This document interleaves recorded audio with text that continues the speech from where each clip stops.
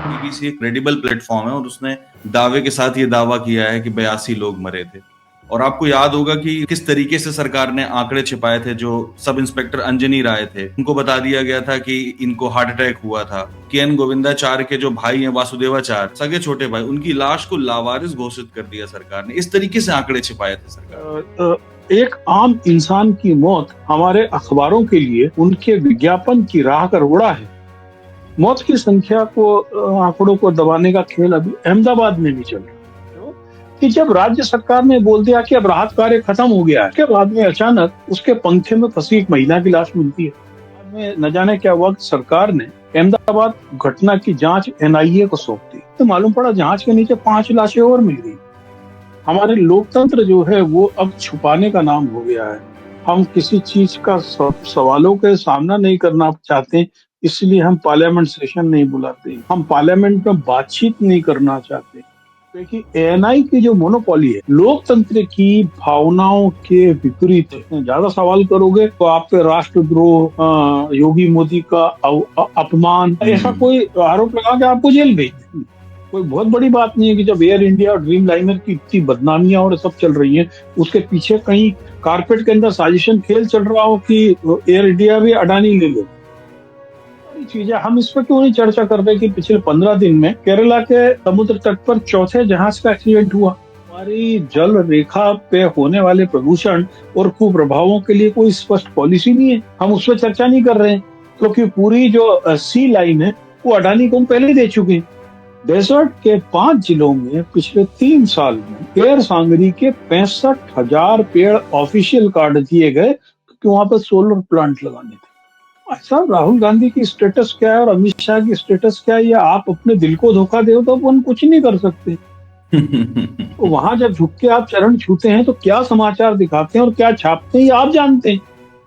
और राहुल गांधी की पूरी प्रेस कॉन्फ्रेंस 1 घंटा कैमरा दमदमाते हैं, उसमें से आप क्या निकाल के लोगों को दे देते हैं ये आप जानते हैं। आप राहुल गांधी की प्रेस कॉन्फ्रेंस से केवल इसलिए जाते हैं कि इसके मुंह से कुछ स्लिप ऑफ टंग्स हो या कुछ ऐसी चीज हो जिसको मिस इंटरप्रेटेड कर सके, और कुछ नहीं मिलता है तो आप खाली वापस आ जाते हैं। हम इमरजेंसी के 50 साल को तो रो रहे हैं, 50 साल पुरानी घटना हमको इमरजेंसी की याद रहेगी, लेकिन कुंभ याद नहीं रहेगा, कोविड याद नहीं रहेगा। बिल्कुल हम याद करते हैं कि काले शब्दों का क्या जादू होता था। यदि अखबार में कुछ छपा है तो आदमी मानता था कि तो ब्रह्म सत्य है। अपनी पोस्ट लगाएंगे, ग्रोक मेरे बारे में ये कह रहा है, चैट जीपीटी मेरे बारे में, यानी वो क्या है वो नहीं जानते। उसके लिए उनको आर्टिफिशियल इंटेलिजेंस का सहारा लेना पड़ रहा है। भाई मैं क्या हूँ तो मैं जानता हूँ ना। एक बड़ा वर्ग है बड़ा खुश है कि ईरान ने आज मिसाइल मार दी इजराइल, और दूसरा वर्ग है वो इसलिए खुश है कि गजा में मुसलमानों को कूटने वाले इजराइल ने दूसरे मुसलमान ईरान को भी कूट दिया। ईरान से ठीक बगल में लगा हुआ इराक है, जहाँ पर उसका सबसे बड़ा सैन्य अड्डा है, उसके पास में जॉर्डन है। जॉर्डन को कहते हैं कि हजरत मोहम्मद साहब की जो पुश्ते हैं, जो उनकी पीढ़ियां हैं, वो वहाँ के राजा हैं। वहाँ पर भी वही चल रहा है। अरब की पूरी सिक्योरिटी कौन देखता है? अमेरिका ही देखता है। तो उसके तो इंटरेस्ट उसी फील्ड में है ना। कि अमेरिका एक दुष्ट राष्ट्र है, उसने लेबनान में हिजबुल्लाह और हुतीस को किसी तरीके से मैनेज कर लिया। अब आप देखिए ना, पिछले 4 महीने से वो कुछ ही नहीं बोल रहे। हाँ, बोल तो नहीं रहे। खबरों का भी एएनआई करण पूरे विश्व में है। वो जब ईरान पिटता है तो उसकी खबरें सभी भारत के फर्स्ट पेज पे होती हैं, और जब इजराइल पर कुछ गिरता है तो वो बहुत छोटा सा हिस्सा होता है। हमारे पता नहीं अचानक किसी विश्व के किसी दूसरे हिस्से को बाप बनाने की जो है आदत आ गई है। हम लोगों ने ट्रम्प को भी बाप बना दिया था। बहुत सारे लोगों ने उसके यज्ञ पग्ग करके उसके मुंह में लड्डू ठूस के उसकी जीत की कामना कर ली थी। अब इजराइल को मान लिया है, जुलूस निकाल रहे हो साहब, इजराइल तुम संघर्ष करो, हम तुम्हारे साथ हैं। अरे तुम क्या साथ हो? फिर 2 फायर मार दे और चल जाए वहां पर तो ये भाग जाते हैं सब।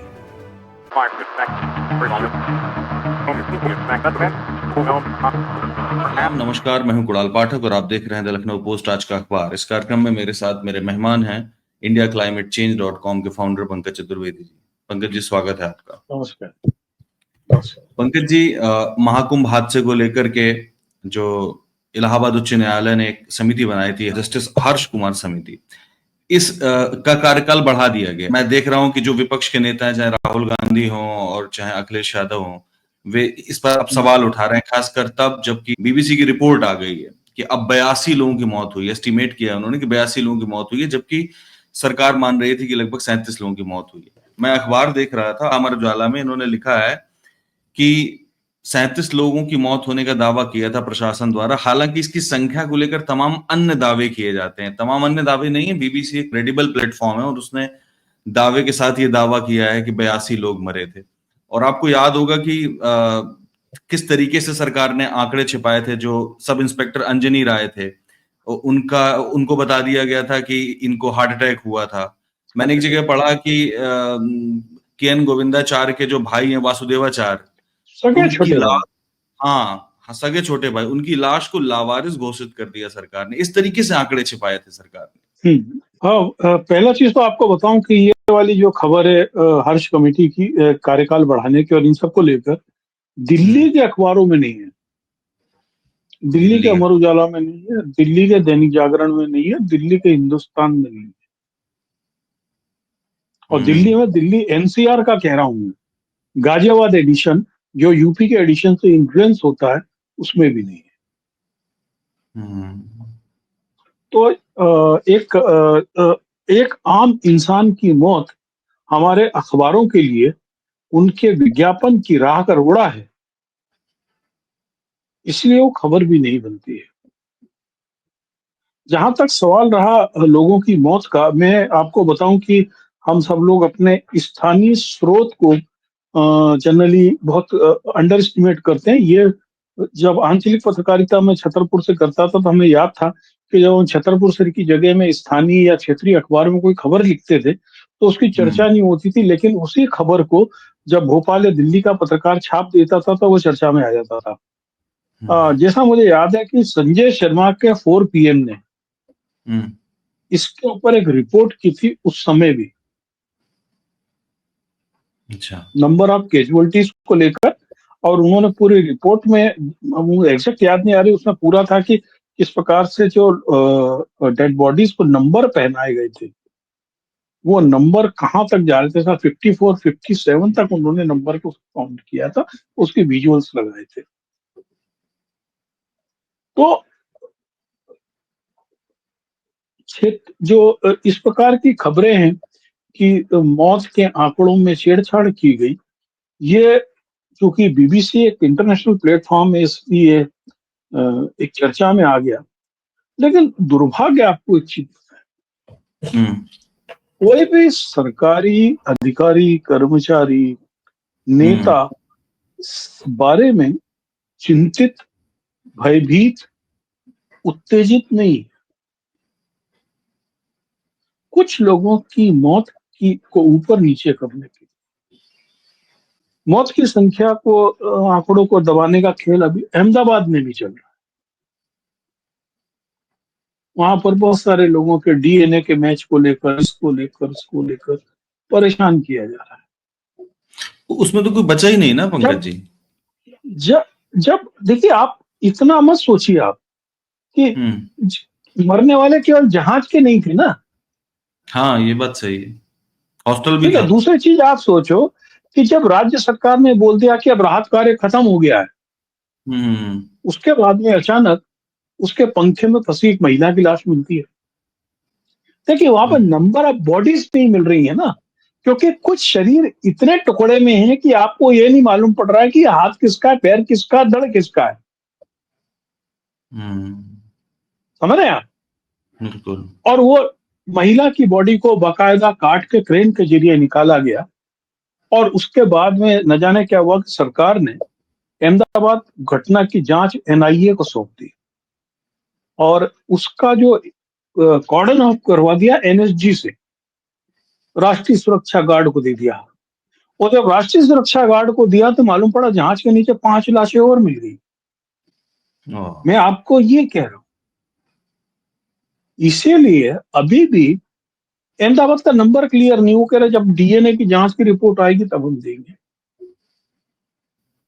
और तो आप देखिए ना कि हम ये जो मौत के आंकड़े छिपाने वाला जो खेल है, ये कोई नया नहीं है। आपने देखा होगा कोविड-19 में तो हद ही हो गई थी, और खासकर यूपी में सब लोग अपनी आंखों से देख रहे थे।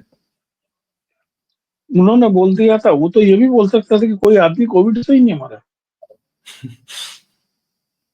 है ना। हम लोग तो पोस्ट ऑपरेशन सिंदूर जो कैजुअलिटीज हुई हैं, उनके आंकड़ों को लेकर भी सरकार के पास में कोई तय नहीं है। हम ये तो बता ही नहीं पा रहे कि हमारे कितने जहाज इस अभियान में नुकसान हुआ, लेकिन हम उन लोगों की संख्या भी नहीं बता रहे कि जो लोग वास्तव में मारे गए। जबकि पाकिस्तान के जितने चर्चित यूट्यूब चैनल थे, नजम सेठी से लेकर सभी लोग हम्म। हमारा कौन सा पायलट चला रहा था, उसका बैच नंबर क्या है, वो आज किस अस्पताल में भर्ती है, उसके नाम सहित बता रहे हैं। तो खैर, सूचना हमारी छिपाने जो का लोकतंत्र खेल। हमारे लोकतंत्र जो है वो अब छुपाने का नाम हो गया है। हम किसी चीज का सवालों का सामना नहीं करना चाहते, इसलिए हम पार्लियामेंट सेशन नहीं बुलाते, हम पार्लियामेंट में बातचीत नहीं करना चाहते, क्योंकि बिल्कुल सही बात। वो और भी अगर बड़ी पंचायत है, बिल्कुल। वो भी बड़ी पंचायत है कि हमारे पास में सवाल करने और उत्तर देने की जो क्षमताएं खत्म हो रही हैं, ये किस प्रकार से लोकतंत्र को धीरे धीरे क्षरण कर रही है।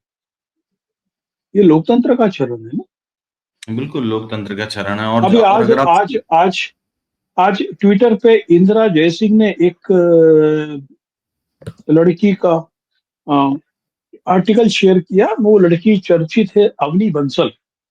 अवनी बंसल का लेख है लीफ पे कि किस लीफलेट पे। प्रकार से लिफलेट पे कि एएनआई की जो मोनोपोली है विजुअल हम्म। पत्रकारिता में, वो लोकतंत्र की भावनाओं के विपरीत है।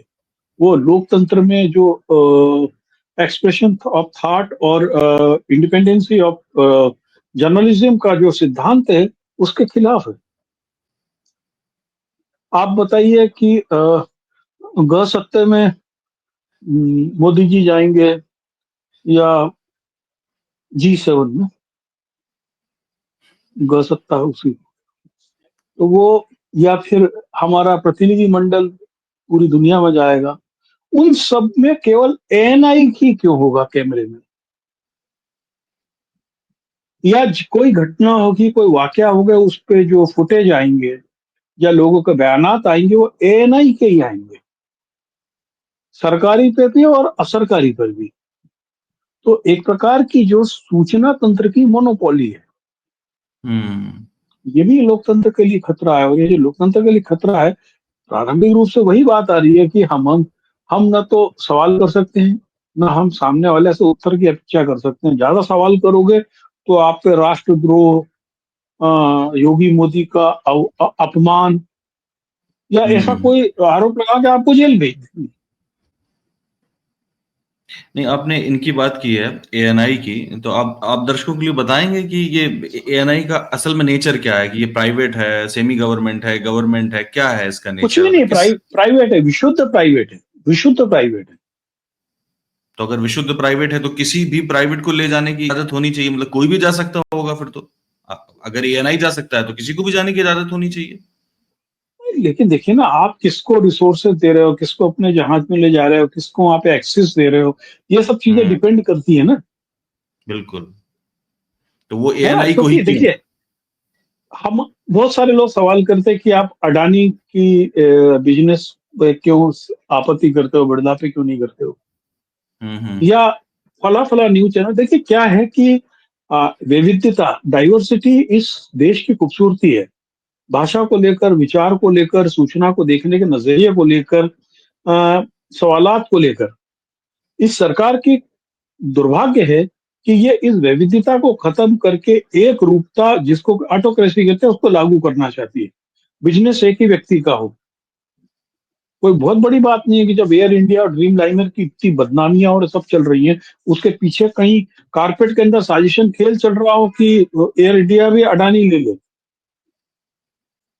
अब हर दूसरी खबर, पंकज जी, आपने ये बात बोल दी है तो मैं इस बात को मेंशन करना चाहूंगा कि लगभग हर दिन ये खबर आ रही है कि एयर इंडिया का एक विमान, उसका एक इंजन कमजोर था, इस वजह से उसको उतार इमरजेंसी लैंडिंग कर दी गई। उसका एसी खराब था, इसलिए उसको आगे नहीं बढ़ने दिया गया, 5 किलोमीटर उड़ के फिर वापस आ गया। ऐसी तमाम खबरें आ गई हैं। ऐसा लगता है कि अचानक से एयर इंडिया के पीछे पड़ गए हैं कुछ लोग, ताकि कुछ देखिए, क्रेडिबल हाथों में पहुंच जाए। बहुत सारी चीजें हम इस पर क्यों नहीं चर्चा कर रहे कि पिछले 15 दिन में केरला के समुद्र तट पर चौथे जहाज का एक्सीडेंट हुआ। हमारे पास में इंटरनेशनल जो शिप्स जा रहे हैं, वो उनके कारण हमारी जल रेखा पे होने वाले प्रदूषण और कुप्रभावों के लिए कोई स्पष्ट पॉलिसी नहीं है। हम उस पर चर्चा नहीं कर रहे हैं, क्योंकि पूरी जो सी लाइन है वो अडानी को हम पहले ही दे चुके हैं। आप बताइए, आपके लखनऊ एयरपोर्ट पे मैंने देखा है कि गेट नंबर 5, जहां से यात्री को अंदर घुसना है, यानी जहाज के गेट में घुसना है, वहां पर अडानी जी के 2 तंबू लगे हुए हैं। उसके अंदर वो सर्वे कर रहे हैं कि आप अपना नाम लिखो, पता लिखो, डेटा इकट्ठा करें, तो आपको मुफ्त उपहार मिलेगा। तो 5 रुपए का फेयर एंड लवली का ट्यूब और 5 रुपए का हल्दीराम की भुजिया का पैकेट फ्री दे रहे हैं। अब हिंदुस्तान में तो फ्री में लेने के लिए लोग कुछ भी कर लेंगे, प्राण दे देंगे। वो अपना डेटा बेच रहे हैं और वहीं में बेच रहे हैं, अडानी एयरपोर्ट वाले। हम्म। आप ये खेल इतना सरल नहीं है। उनने आपका फोन नंबर अरेंज किया, उनने आपका उस फोन नंबर और ईमेल के जरिए आपसे कंफर्म किया कि ये यात्री सूची में यही लोग हैं। उसके बाद में उन फोन नंबर और ईमेल आईडी से उन्होंने आपके आधार से लेकर और पैन कार्ड तक पे धाड़ा मारा। आपका व्यक्तिगत डेटा उनके पास है। आप कौन सी बीमारियों से ग्रस्त है, आपकी दवाई को खा रहे हैं, उसमें आभा भी बन गया है आजकल, हम्म। अपार भी बन गया है, सब कुछ जुड़ा हुआ सब जोड़ दिया गया। है ना?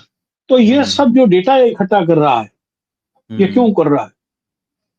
जिस दिन इसको मालूम पड़ जाएगा 20 करोड़ लोग इस देश में डायबिटीज की दवाई के बगैर जी नहीं सकते हैं, अडानी को एक मुश्त डायबिटीज की दवाई का धंधा दे देंगे आप। बिल्कुल। अडानी से एप्पल के कारण क्या हुआ था हिमाचल प्रदेश में? उसकी मोनोपोली के कारण वहां पे किसान का शोषण नहीं हुआ ना? यही हुआ। बिल्कुल। तो समाचार की मोनोपोली, फिल्मों पे मोनोपोली, किताबों पे नेशनल बुक ट्रस्ट के ऑर्गेनाइजेशंस क्या कर रहे हैं इस समय? फिल्में सब आइकॉन 18 के थ्रू बनती, वो अंबानी का है। हम्म। मीडिया के बड़े बड़े घरानों पे अडानी है। हम्म। जल, पृथ्वी, आकाश, सब कुछ इसके नाम है। अब आप देखिए, हम लोग हमारी प्रकृति के लिए पूंजी कमाने के लिए कितने असंवेदनशील हैं। राजस्थान का जो डेजर्ट इलाका है, वहां पे जो खेजड़ी के पेड़ होते हैं, वो हम्म। वहां के लिए नियामत है प्रकृति की। वो हरियाली है, वहां मिलने वाले काले हिरणों का भोजन है, और वहां के लोगों का भी केर सांगरी भोजन है। डेजर्ट के 5 जिलों में पिछले 3 साल में केर सांगरी के 65,000 पेड़ ऑफिशियल काट दिए गए, क्योंकि वहां पर सोलर प्लांट लगाने थे। ओफ। तो इस तरीके से तो उस केर बायोडाइवर्सिटी। सांगरी के इस केर सांगरी के पेड़ के बचाने के लिए करीबन 400 विश्नोई समाज के लोग मारे जा चुके हैं अभी तक। अब लेकिन नहीं आ रहा वो इतने बड़ी बिश्नोई। संख्या में नहीं, नहीं, वो ध्यान बिश्नोई अब नहीं आ नहीं, रहा है। वो कोई जो विष्णु ही नहीं आ रहा है ना। वो कोई भी विष्णु ही मान लो, है ना? जितने विष्णु ही हैं, हम्म। जो लोग बुंदेलखंड में बक्सवा का जंगल बचाने को प्राण दे रहे थे लोग, हम्म। है ना? बाद में मालूम पड़ा था हमको कि वो जो दिवंगत अनिल माधव दवे हैं, भारतीय जनता पार्टी के, उनके हम्म। भतीजी दामाद की आड़ में आरएसएस का पूरा खेल था वो। क्योंकि उसमें ये था कि कोई भास्कर ग्रुप से जुड़े या कुछ लोगों को ठेका मिल रहा था उसका, ये दूसरों को नई दुनिया ग्रुप के लोगों से जुड़े लोगों को ठेका चाहते थे। वो सब लोग हसदेव पे जंगल पे नहीं बोल रहे हैं, वो उड़ीसा के जंगलों पे नहीं बोल रहे हैं, उड़ीसा के जंगलों का विरोध करने जब मेधा पाटकर जाती तो अमूल के रेलवे स्टेशन पर अरेस्ट कर उनको वापस कर दिया जाता है और उसकी खबर भी नहीं आती, खबर भी नहीं आती है, बिल्कुल है ना। कोई खबर तो नहीं। हम जो एक रूपता आ रही है समाचारों में, हमारे सामने जो चुनौतियां हैं प्रकृति को लेकर, समाज को लेकर, वो चुनौतियां इसलिए नहीं आ रही हैं क्योंकि समाचार इकट्ठा करने वाला सोर्स कौन है? एएनआई। समाचार को छापने वाले कौन लोग हैं? जिसमें उन्हीं लोगों का पूंजी लगी हुई है। विजुअल मीडिया में वही लोग हैं जो लोगों को विध्वंसकारी लोग, और पत्तलकार भी कहते हैं, कुछ कुछ कहते हैं।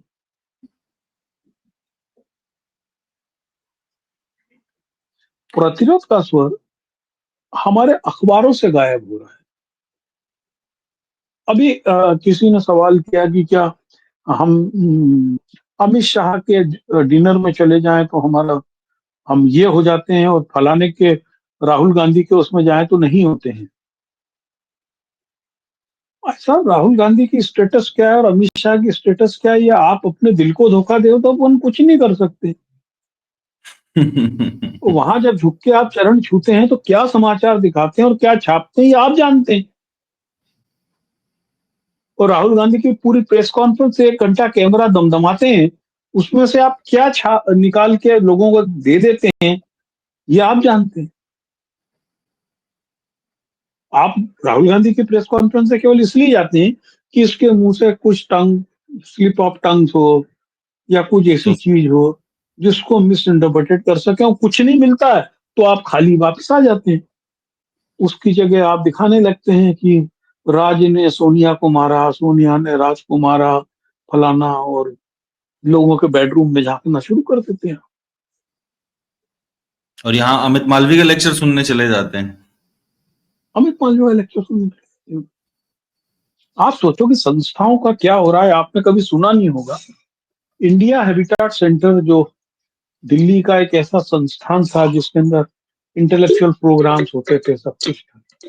हम्म। इंडिया हैबिटाट सेंटर की कुर्सी पे केजी सुरेश को बिठा दिया। केजी सुरेश पहले आईआईएमसी में बैठ चुके थे, फिर माखनलाल में बैठ चुके थे, तो अब उनको कहीं ना कहीं तो बैठना ही था। प्रसार भारती में भी बैठ चुके थे, तो उनको हैबिटाट सेंटर का डायरेक्टर। अब वहां पर प्रोग्राम क्या होंगे? अभी कर रहे हैं इमरजेंसी के 50 साल। हम इमरजेंसी के 50 साल को तो रो रहे हैं, 50 साल पुरानी घटना हमको इमरजेंसी की याद रह रही है, लेकिन कुंभ याद नहीं रहेगा, कोविड कोविड याद याद नहीं है। नहीं रहेगा। बिल्कुल। फिर जब मन आपका आता है तब आप एस्मा लागू कर देते हैं। आपने एस्मा इसलिए लागू कर यस, दिया ताकि जो है कर्मचारी हड़ताल ना कर सकें, विरोध ना कर सकें। चलिए ठीक है, विरोध नहीं डर करता नश। है। हाँ, कर्मचारी विरोध नहीं करता है, पर उसकी आड़ में आप क्या कर रहे हैं? बिजली विभाग का प्राइवेटाइजेशन कर रहे हैं। आज ये खबर है कि उत्तर प्रदेश में बिजली इतनी महंगी हो सकती है कि 13 रुपए पर यूनिट तक बिजली जाएगी। अब आप सोचिए, तेरह तेरा रुपए यूनिट पर यूनिट बिजली, 13 रुपए पर यूनिट बिजली खर्च करने लायक भारत की जेब है। यहाँ के गरीबों की जेब है, जहां 80 करोड़ लोग राशन ले रहे हैं लाइन में खड़े होकर के, वहां 13 रुपए पर यूनिट, और गांव में 10 रुपए पर यूनिट तक जा रही है। नहीं, आपको चस्का लगा दिया उन्होंने, आपके घर में सब कुछ चीजें बढ़ा दी हैं। अब आपको बिजली के बगैर आप जी नहीं सकते, तो जीना चाहिए। अब आप देखिए कि आज एक ये दैनिक भास्कर में एक संस्था का सर्वे है, वो बता रहा हम्म। है कि पिछले 4 साल में आम आदमी का कपड़ों पे खर्चा बढ़ गया, घट गया है, सब्जी और फल पे खर्चा घट गया है, कोल्ड ड्रिंक और शराब पे 26% बढ़ गया है।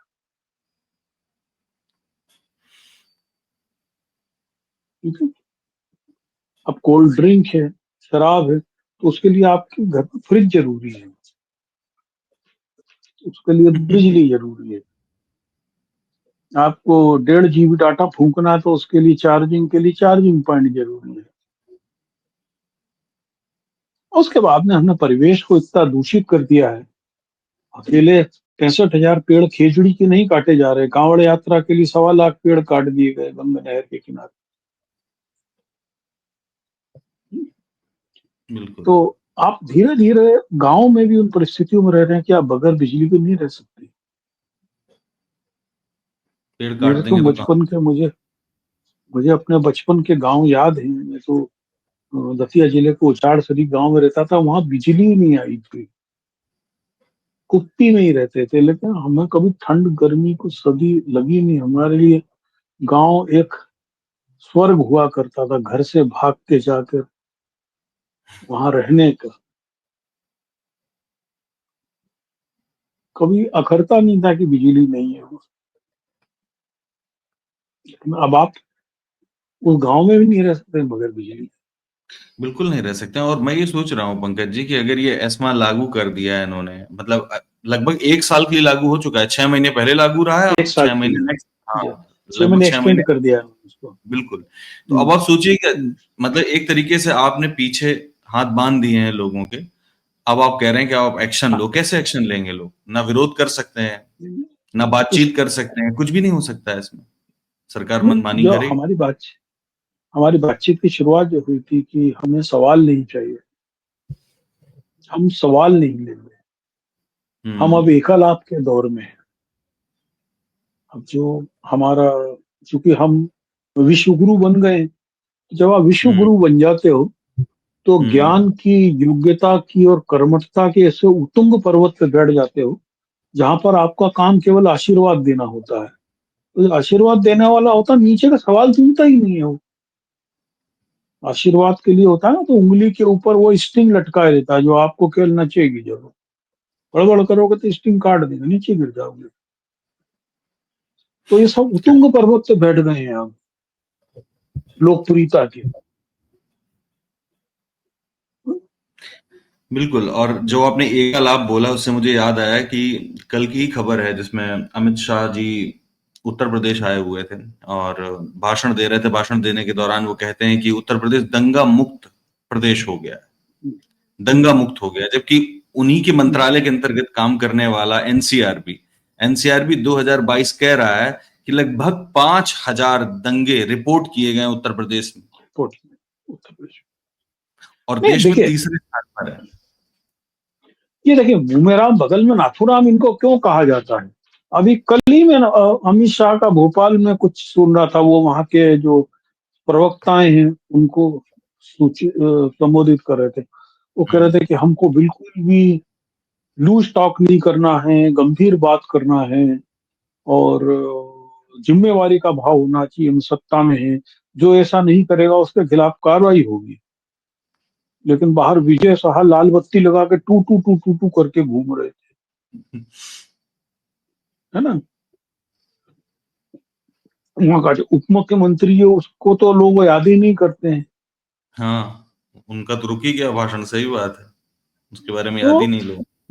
है ना, विजय शाह ने धमकी दे दी भाई, 12 जिले में रोबोट फेंक के मैं तुम्हारा खेल खराब कर दूंगा। तो ये जो कहते हैं, देखो, जिस दिन ये कहते हैं ना कि हमको शांति बनाए रखनी है, तो पहले भी कई बार बोला मैंने, पंडित नेहरू की वही बात याद करूं जिसमें उन्होंने कहा था कि यदि आरएसएस का आदमी कहता है कि वो पूरब दिशा में जा रहा है, तो उसे पूरब के अलावा बाकी 3 दिशाओं में तलाशना चाहिए। तो ये आज भी इनका जो चरित्र है वही है,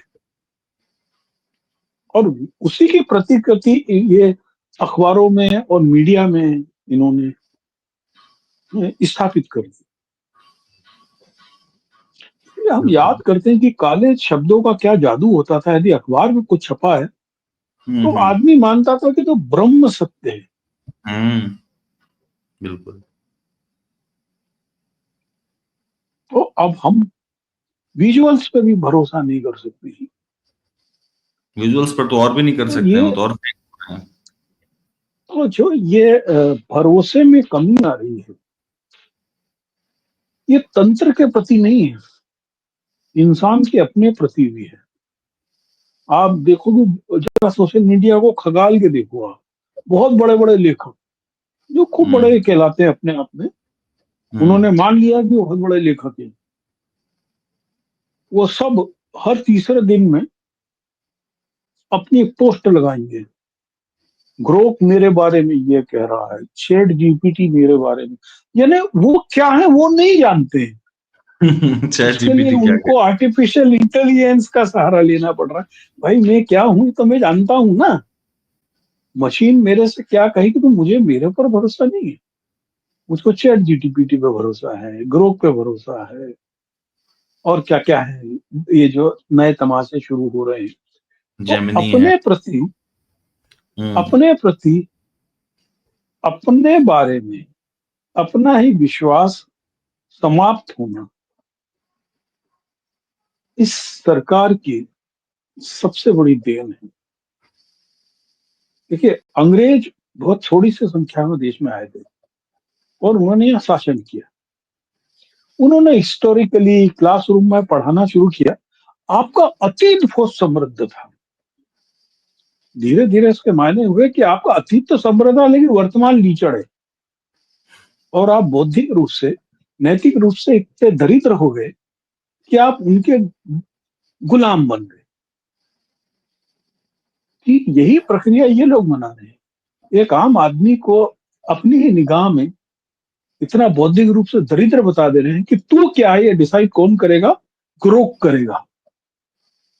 तू हिंदू है कि नहीं इसका डिसाइड कौन करेगा? आपके गली का ये सबसे निकम्मा लड़का है जिसको कोई नमस्ते नहीं करता है, जो केवल रामनवमी गणेश चतुर्थी का चंदा मांगने आपके यहाँ आता है, उसकी लंपट गिरी उसकी पहचान है, जिसके डर से आप उसको 100 रुपए दे देते हो। वो आपको सर्टिफिकेट देगा कि आप हिंदू हो कि नहीं, आप पूजा ढंग से करते हो कि नहीं। ये इस सूचना तंत्र की, इस सरकार के तंत्र की देन है देश को, जो हम अखबारों में और बाकी मीडिया के जितने प्लेटफॉर्म से उनमें हम देख रहे हैं। तो आप देखिए ना, इस समय एक बड़ा वर्ग है जो बड़ा खुश है कि ईरान ने आज मिसाइल मार दी इजराइल, और दूसरा वर्ग है वो इसलिए खुश है कि गजा में मुसलमानों को कूटने वाले इजराइल ने दूसरे मुसलमान ईरान को भी कूट दिया। इसके अलावा कोई लेबल नहीं है। कुछ नहीं है और बिल्कुल। ये वो उसमें से बड़ा वर्ग ये है जो अभी भारत पाकिस्तान में आज कंफ्लिक्ट था तो झंडा लेके खड़ा था, से नो टू वॉर। हम्म। अभी वो भी आज कहें खुश है। वो आज खुश है। वो वो इधर इधर लाल झंडा लगा लेंगे अपना, हंसिया हथौड़ा वाला, उधर बोलेंगे कि मारा ईरान ने। अरे भाई, ईरान भी तो उतना ही दुष्ट देश है। ईरान ने अपने देश में मानवाधिकारों का उसी प्रकार से हनन किया है। और आज इजराइल में जो परमाणु शक्ति संपन्न राष्ट्र बना है, अभी 30 साल पहले तक यही इराक, ईरान और इजराइल मिलकर उस प्रोग्राम को बना रहे थे। हाँ बिल्कुल। भाई, जो पूरा अरब वर्ल्ड है सुन्नी डोमिनेटिंग है, उसमें अकेले ये शिया था तो ये सब उसको कूटते थे, तो ये उसके साथ हो लिया था।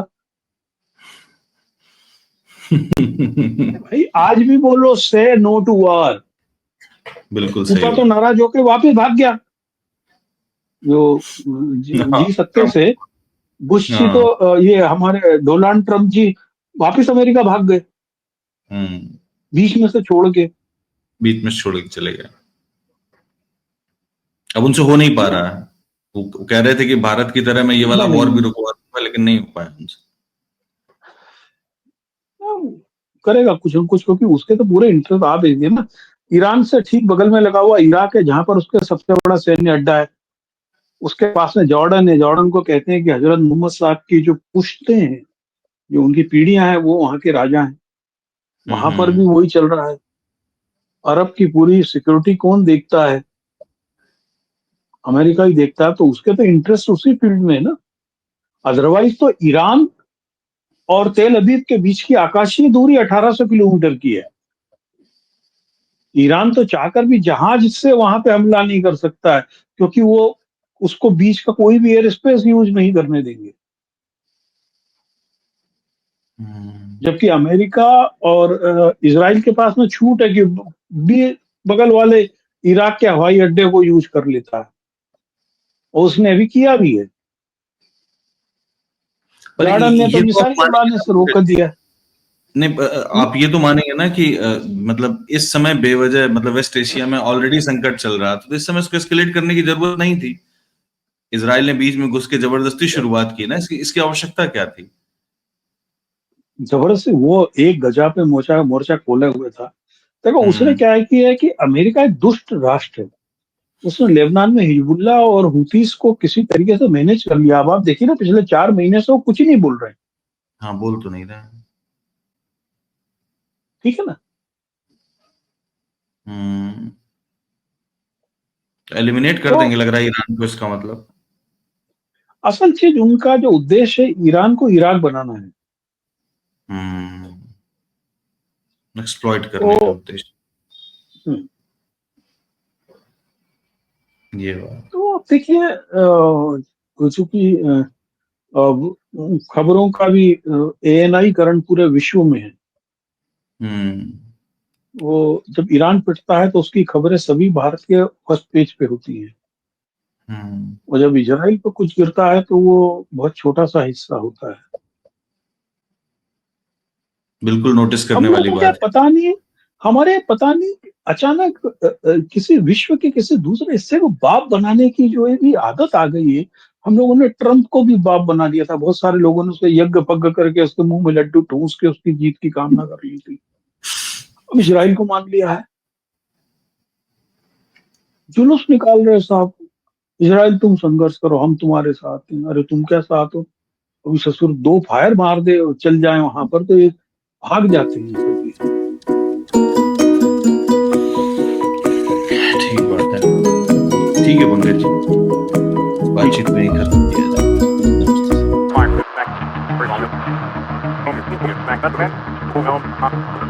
नमस्ते।